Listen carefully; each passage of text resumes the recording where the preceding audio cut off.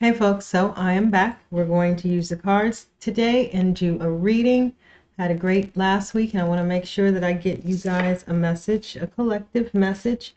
Now on, I think it was Friday, I had shuffled the cards, got them all together, did the reading right then, but felt like I had rushed the reading a little bit, so I was going to redo that part, but I actually took the whole video and deleted it before I even got the shuffle part cut out. So you won't get to see the shuffle this time. Sorry about that. If you don't believe me, you are welcome to keep scrolling.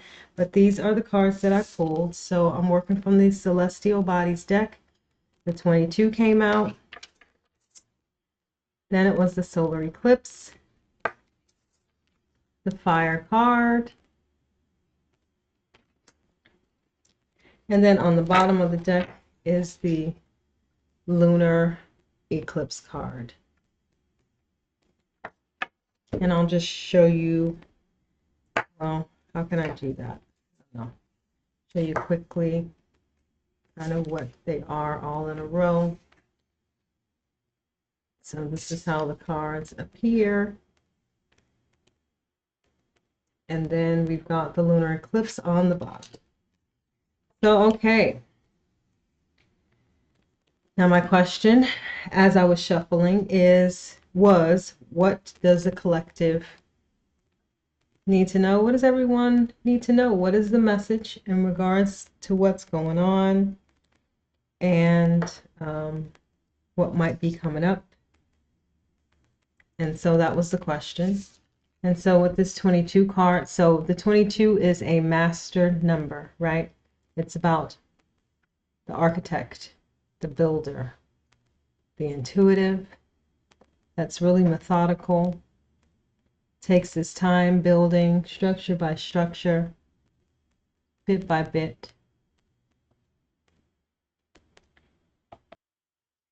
And this is also a card of manifestation. And so when a person has a life path of 22, they experience a ton of turmoil before they reach their full potential. Look at all of the trials, all of the things that they've got to sort of build their way through or build up to kind of reach that self-actualization, right? Reach their potential.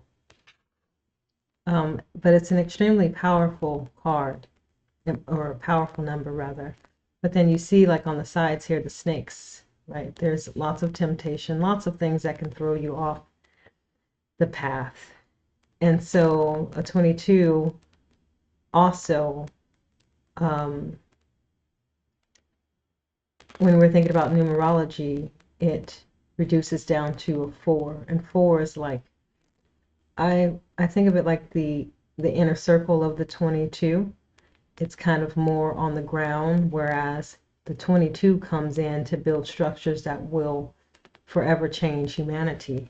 But the 4 is kind of on the ground, taking that city view, right? So you can think about the builders like the manager, right? The person who manages teams, or the CEO, for example, that kind of builder, right? That kind of architect, info architect of their own little domain. And the risk of the 4 is that they become stubborn. They think their way is the only way, and that they're not open to outside perspectives. And so there's lots of rigidity potentially in the shadow. But in the light, they build what people need, that 4, as well as the 22. And then we've got, and I'll circle back to the idea of manifestation in that card in a little bit. But we've got also the solar eclipse here. Now we know what a solar eclipse is doing, right? This is an eclipse of the sun. And in that there's a kind of void, right? This card is representing like being being in kind of the in-between, but warning for us not to get swept up in that space of the void. Right there. So not to get totally swept up in the void, but to enter the void, at least temporarily, right? To allow yourself to kind of surrender to it. When you think about like how you even, or how I even experience a solar eclipse, it can be a little hazy, a little confusing, a little surprising, right? Things that come up.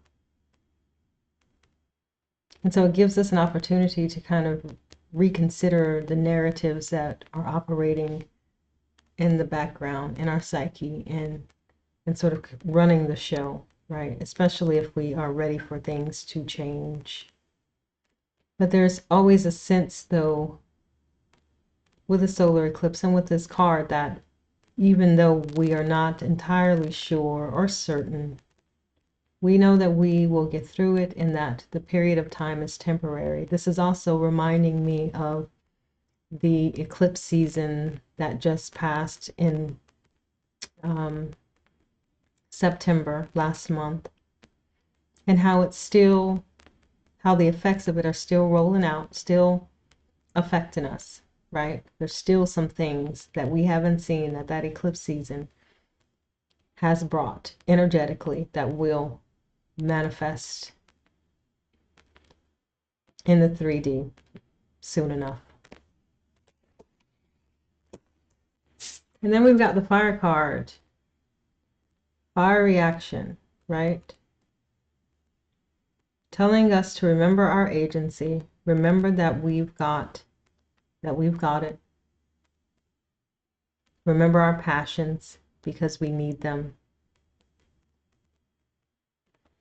And if I take it back to this 22 and say, well, here we are with all the structures, they were erected, they were sound,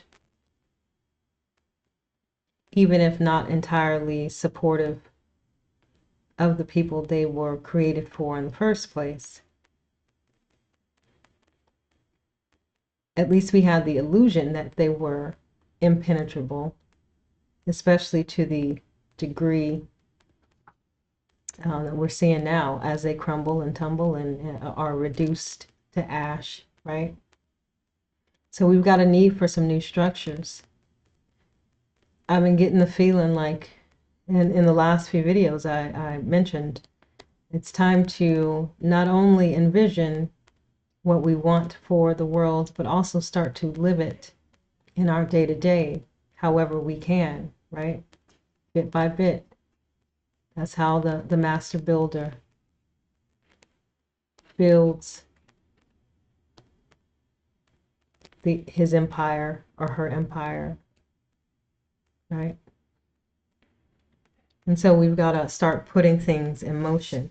And here the solar eclipse has us a little dazed and confused because so many things are coming out, so many things are coming to the light, so many things have kind of hit us in spots, like and showed us, hey, we weren't even paying attention to a certain extent, right? I mean, how could we know all of the deception, especially when we thought, yeah, he's here, the orange blob, but our democracy and our checks and balances are going to stop him from totally ruining everything, right? It was an illusion that fell. And so now we're here. And it says, go on in there. Go on in the void for a minute. Reconsider the narratives that have been driving your lives. Come up with some new ideas here.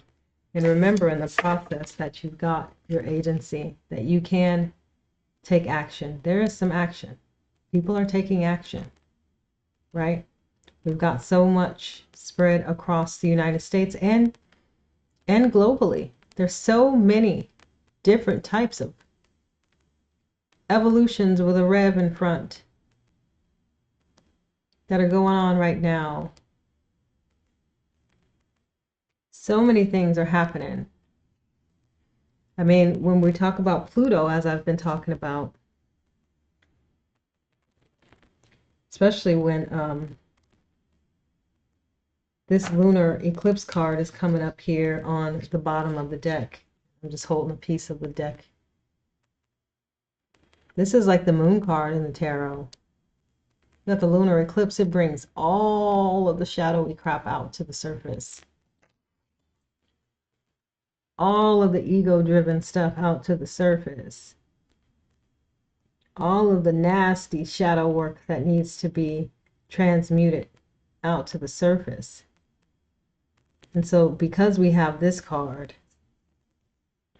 this reading is also reminding me of Pluto and how just today, so I don't know when you'll be watching this video, but today is Monday when I'm recording it, October 13th, and just today it has moved from being retrograde in Capricorn, and it's now back in Aquarius, right? We got some forward motion on that, but this is reminding me, like, hey, don't forget Pluto is here for that long set transformation of the next 10 years. And the beautiful thing about this, though, is that we've got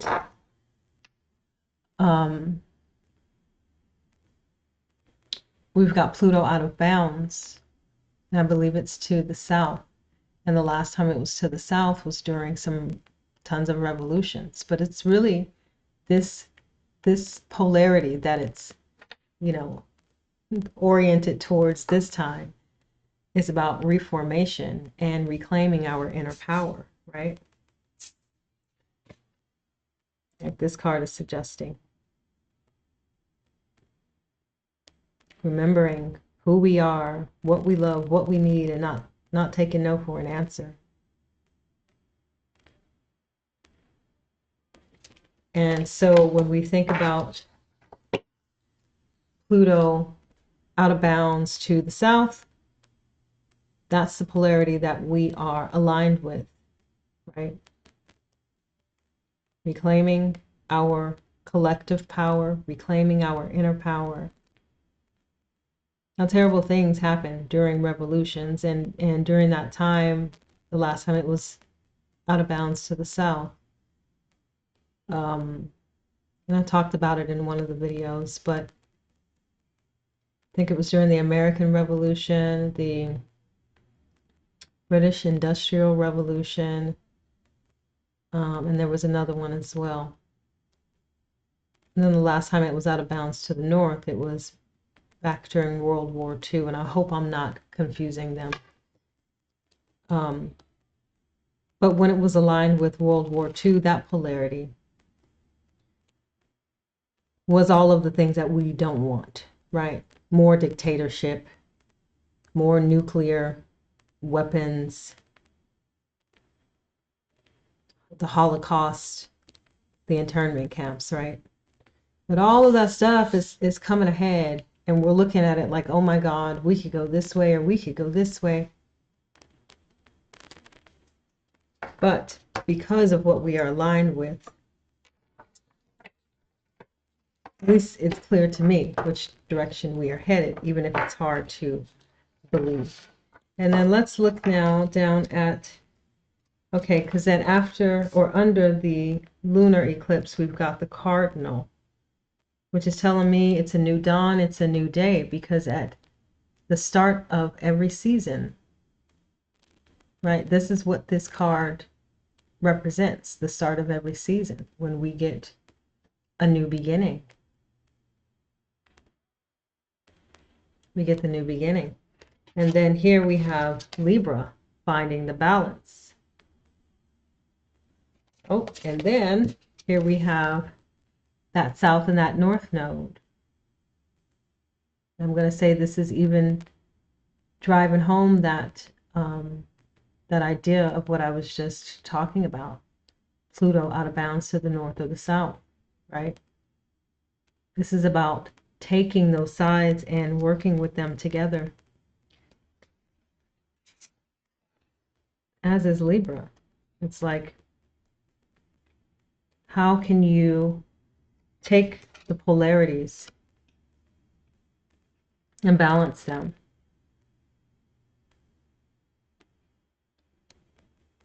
How are we now doing the opposite of the last time that this transit was in play?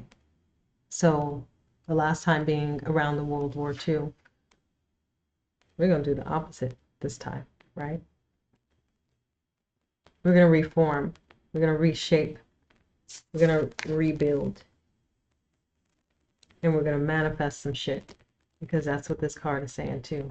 Some good things, right? Because then after that card, we've got the Sun card. Let the sunlight in. Let the sun. How does it go? Let the sunlight in. Let the sunshine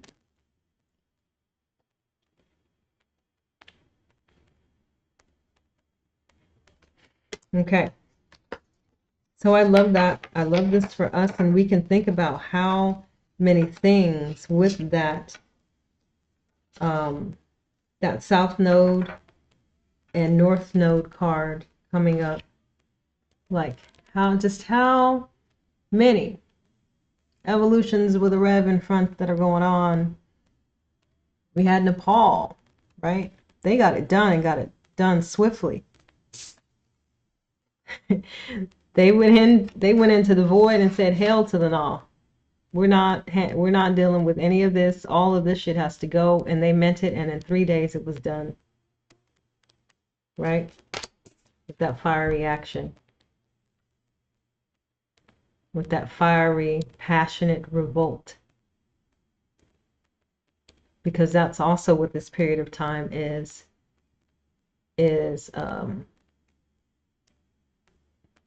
ushering in, I guess. And that's what these cards are saying. It might not be beautiful.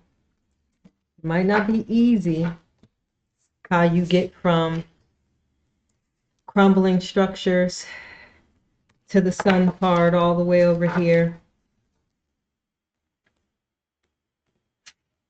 You might got to do a few hard things. You might have to rethink some stuff. But so long as you remember the goal, to build in the vision that most supports everyone involved the best we can. And so long as you get all of the ook and the gunk out of the way and think about how to build consciously, right? Build as consciously as possible. Then it's going to help balance it out, because it's a new day, vice versa. It's a new day. It's going to be balanced out. But you've got to work. You've got to take the good and the bad.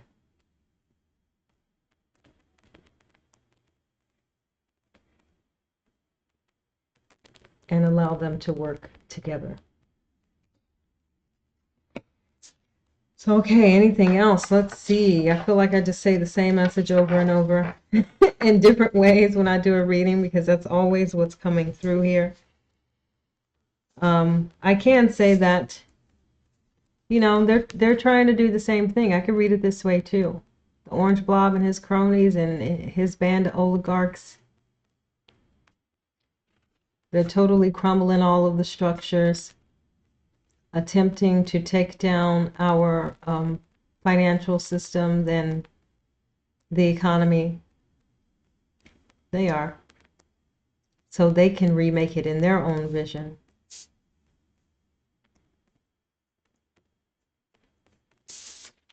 They are anticipating that we stay lost in the void.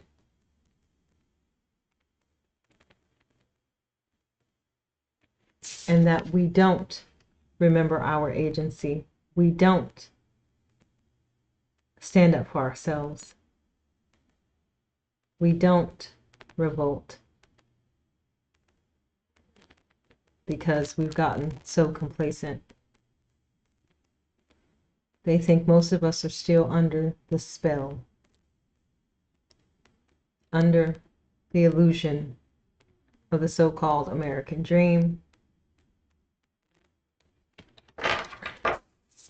They think that we can't look beyond what we are losing and see any hope. That's what they're betting on. It ain't true, though. It ain't true at all. We see it all. It's coming out bit by bit, oozing and goozing. Is goozing a word? And ultimately, it's a new day. There's no other way to read this card but as a new beginning, where we find the balance. We remember what just happened when it's all said and done, and where we're actually wanting to go, and how we can come together and work together. And most of us are ready to do that, especially with this new transit with Pluto back in Aquarius. There's going to be more opportunity, more impulse to find people to connect with and work with. And then we've got the Sun card saying we landed somewhere better.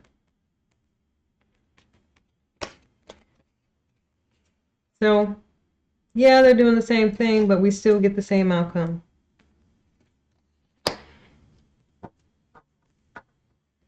And worldwide, right? Because what else is going on? I mean, we've got so many people detoxing the patriarchy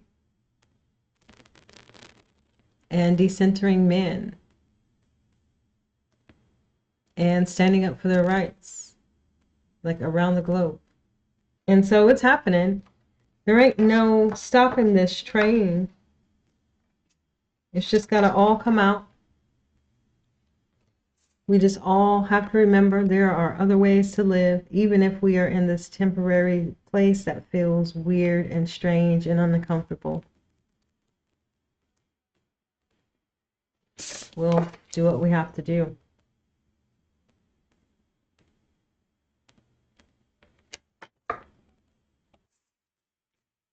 And going back to this card for a second, this is also, so when we're talking about how it reduces down to the number 4, that 4 represents not only people like managers or CEOs, for example, but teachers and leaders, right?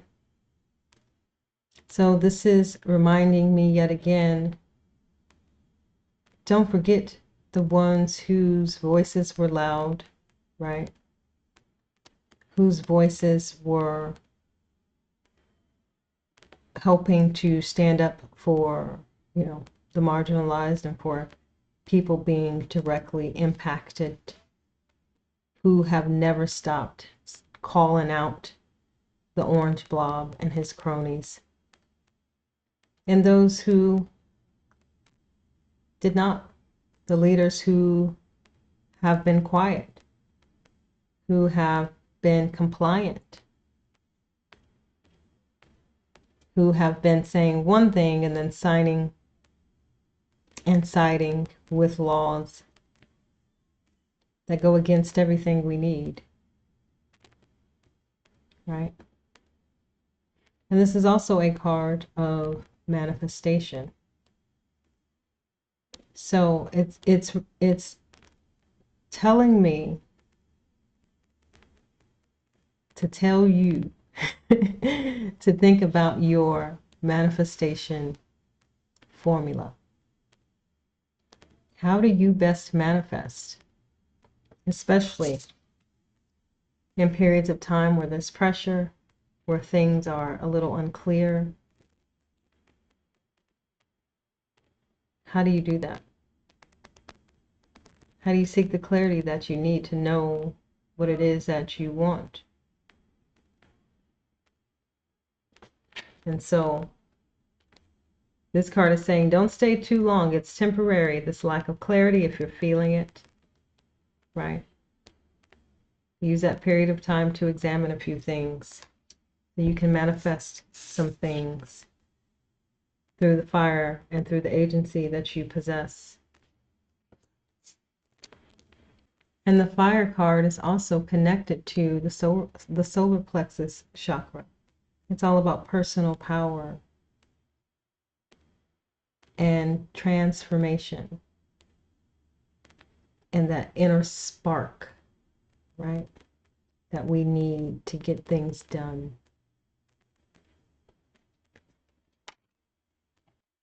So I feel like I want to pull just one more card to close the reading out, but I'm going to set aside all of the cards that I pulled already. So we had that one and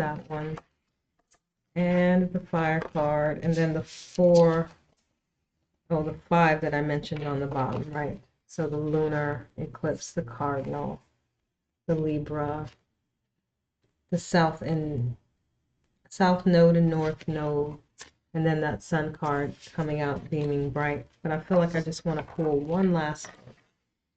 So I'm going to shuffle. Here's my beautiful deck, the Celestial Bodies deck. You can find a link down in my bio if you're interested.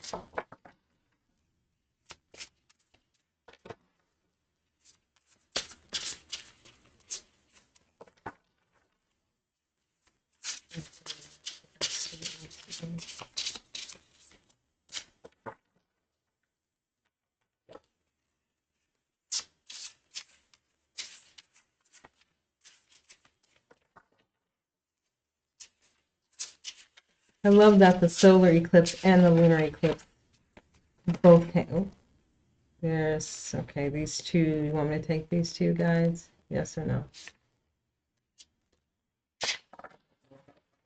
This is feeling like it might venture off into somewhere else. I've got the Chiron and the mid-haven. I feel like this is driving home. So we know the story of Chiron, the wounded healer, right? Went around healing everyone else, but he could not heal himself. And that's kind of like one of the threads of the United States story, right? When we were thinking about Yahoo with a net in front and that strip that he's been tearing up, and how many billions of dollars that the U.S. has been sending them for decades and decades to take care of their people, but they don't even take care of us, right? And it's through a facade of being the healer, right? Because we know that beneath all of that, there's just agreements to keep things quiet, selling off certain parts of the United States, right? In terms of, well, companies, the land, and things that we could be benefiting from, right? So that's in exchange for, I mean, I'm sure keeping things quiet, like I said, and who knows what else.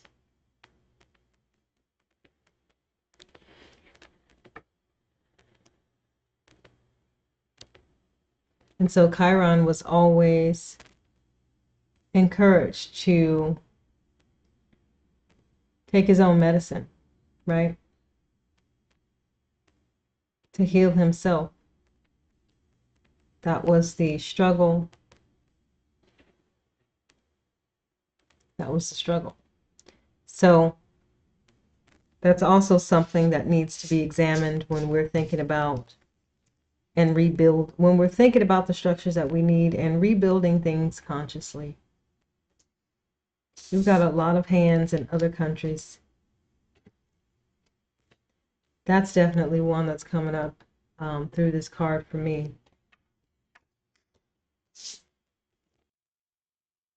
And Chiron is also encouraging us to acknowledge any sort of wounds that are unhealed beneath the surface, right?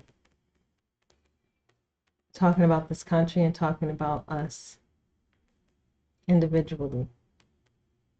So we can't move forward because here is that lunar eclipse unearthing and unmasking everything.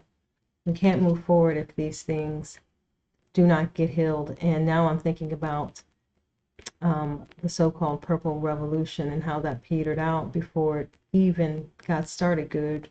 So if you hadn't heard about it, like people were coming together supposedly across the red and the blue political parties, right? But they were wanting to come together from places that were quite flawed and unhealed. And I can see, as being a person who's in this scan from a mile away, it probably wasn't going to work out. And so a lot of people involved were saying, hey, we need to come together and we need to do this, because they were just so torn up about what was being exposed,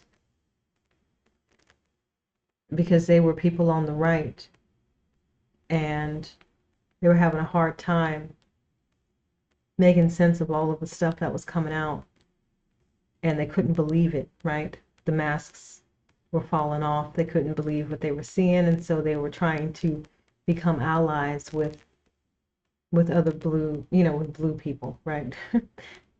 With the trying to remember the code words, and I can't, with those on the left. And so it started in a place that was not sound. It started in a shaky place, that so-called revolution, right? That purple evolution with a rev in front. And it didn't take long before people poked holes in it and it disintegrated, and they kind of ran back. The two people I'm thinking of who were kind of heading it, they kind of ran back into their respective corners. Because you first gotta heal what's lingering right beneath the surface. Why did you need that connection? Now, I'm all for working together, finding the community. I've been saying this for months.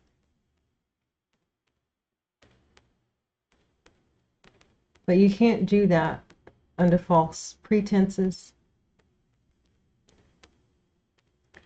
You can't do that when people who you are looking to align with and ally yourself with have the fresh, open wounds of being tricked, right? Being tricked when it was an open book test, and has been day after day after day after day. So if it's your role to be compassionate and to extend the olive branch, then so be it. But just know and be fully aware of where that need to extend the olive branch is coming from.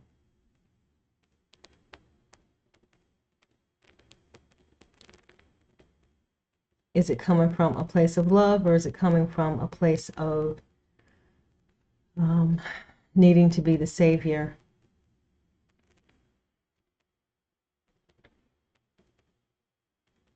And what unhealed parts are driving that? So this is where we got to get down in the sticky wicket right? To make sure that we don't keep repeating cycles, because this is also a card of repeating cycles. How do we do that? Well, we first think about what this last card, the Midhaven, is telling us.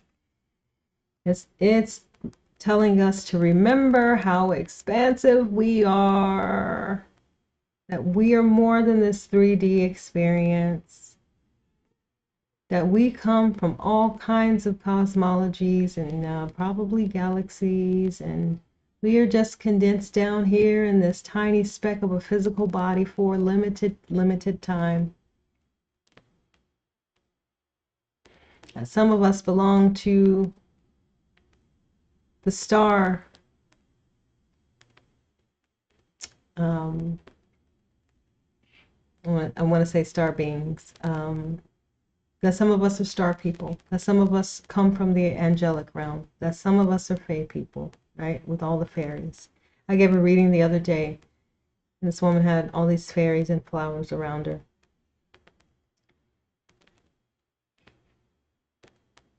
And so remember that. Throw up the question at night and ask your guides, where do you orient? Where do you come from? I know definitely I am a star person. I don't know how you say it. A star seed, I guess. My guides are constantly talking to me about different planets, channeling frequencies from different galaxies, taking me up to the stars. So I know most definitely that's where I come from. Even bought a book recently, The Alchemy of the Dimensions or something like that, to help me remember some elements, although my guides have been reading the book over my shoulders, telling me this is a limited view, but we'll go ahead and help you. We'll help you expand that in the areas that are needed. Really, I just wanted to acquire a little more language about it so I can speak out what it is that I see and feel when they are taking me on these different trips, you know, in my meditations. So so there's that, and I encourage you to look that up as well too. And as I deepen, I know it's never only for me, right? I heal myself so I can go and help others heal. I remember who I am as much as I possibly can, layer by layer by layer, so then I can go help other people remember who they are. And so this is the kind of work that we have to do. But this card is telling us how expansive,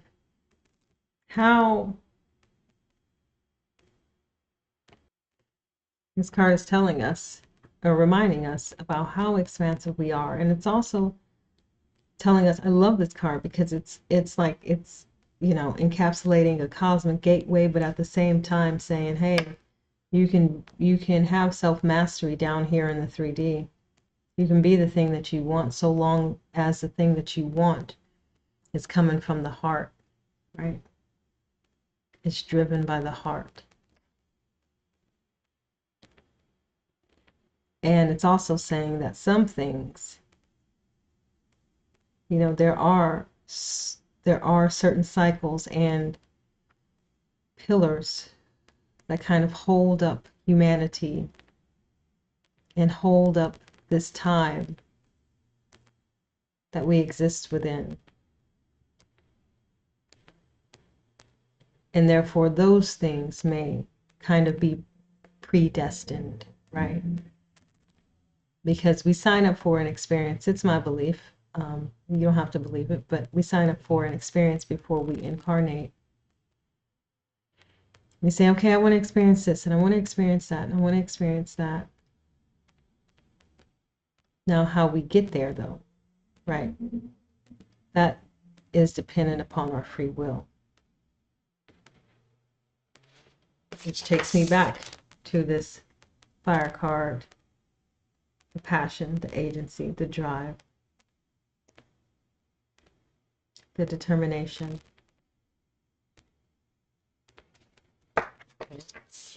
So where are we going? Someplace beautiful. That's what every reading says. How we get there? Well, all together, but also by doing the individual work that is in front of us to do. So, okay, I will leave it there. I hope you have a fantastic rest of the week. Last week, I met a friend for dinner. We ended up in, well, not in, but right next to a Free Palestine march. It's coming down the street, and we walked outside, like, what is that? And I'm here in Portland, and so we got to see some of the march. It was quite a few people out there. And one little lonely soul waving an Israel flag up in the window, you know. And then the following day, we went out to a waterfall. And so it was quite refreshing, right, to get out into some nature and to hear the water and to feel the coolness of it, you know, because when you're close to water, you always feel like the cool air coming from it. And it was really beautiful. And so I encourage you to get out there too. And going back really quick to the manifestation card before I close out here, we all have, like I said, a formula. And the older I get, the more I realize in greater detail what my formula is for manifesting. But it's quite similar to my formula for embodying different information. And I say that word a lot. And it really just means bringing in what you are learning, right, into your being, and it becoming a part of who you are. And because we are physical beings, there's usually a physical component to that. It took me a long time to realize that, because we naturally do it, right? I'll sit sometimes in readings with people and I'll see theirs. For me, for example, mine is singing and dancing and celebration in general. It's the same when I want to manifest something. There's a couple more steps before that, but the end is the celebration part, which is also the embodying part, the embodiment of who I am, who I need to be, who I am becoming in order to put myself in a position to receive, right, to receive the manifestation. And sometimes when I'm in readings, I'll see for other people, for example, sports come up, specific sports that align with them. I've seen people build things in my mind's eye, and I'm like, oh, you need to go build. Literally build some things. And so we've all got our formulas for these things. And I just encourage you to learn yours, along with learning who you are, right? Because self-mastery, boy, these things are a part of it that I'm mentioning, that manifestation, that embodiment. Just even for the day-to-day, you don't have to be a spiritual leader. You don't have to be some kind of practitioner, right? But okay, I'll talk more about that in another video, because this one's getting long, and I'll see you next time.